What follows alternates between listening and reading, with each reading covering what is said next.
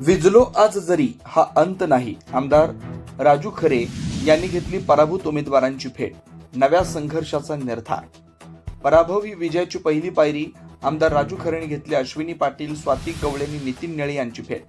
मोहोळमध्ये आमदार राजू खरेंकडून पराभूत उमेदवारांचं आत्मपरीक्षण. खंबीरपणे पाठीशी राहण्याची दिली ग्वाही. निवडणुकीच्या रिंगणात जय पराजय हा होतच असतो, मात्र पराभवानं खचून न जाता नव्या दमानं जनसेवेसाठी सज्ज होणं हाच खरा लोकशाहीचा धर्म आहे.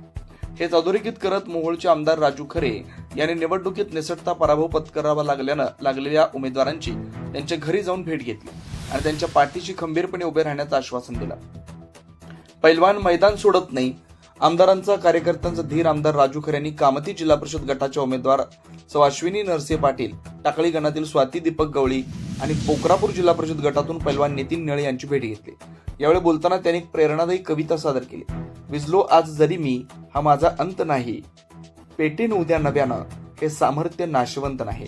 कुस्ती एखाद्या वेळी हरली तरी पैलवान मैदान सोडत नाही. तो पुण्या नावा जोमानं शड्डू ठोकून मैदानात उतरतो, अशा शब्दात त्यांनी उमेदवारांना उभारी दिली.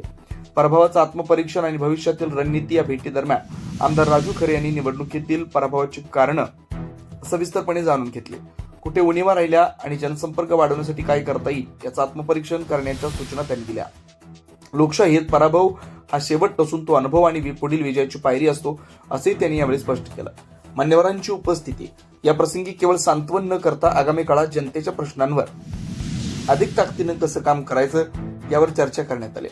या भेटीवेळी आमदारांसोबत मोहोळचे प्रथम नगराध्यक्ष रमेश बारसकर, विरवडे गावचे सरपंच सचिन पाटील, तसेच दीपक गवळी, नरसे पाटील, पैलवान नितीन निळे यांच्यासह अनेक मान्यवर व कार्यकर्ते उपस्थित होते. लढा थांबत नाही, तो सुरूच राहील. पराभूत उमेदवारांच्या पाठीशी खंबीरपणे उभं राहून आमदार राजू खरे यांनी एक वेगळा आदर्श निर्माण केला. आमचा लढा थांबलेला नाही, तर तो नव्या निर्धारानं पुढे सुरूच राहील, असा विश्वास या भेटीनंतर उमेदवारांनी व्यक्त केला.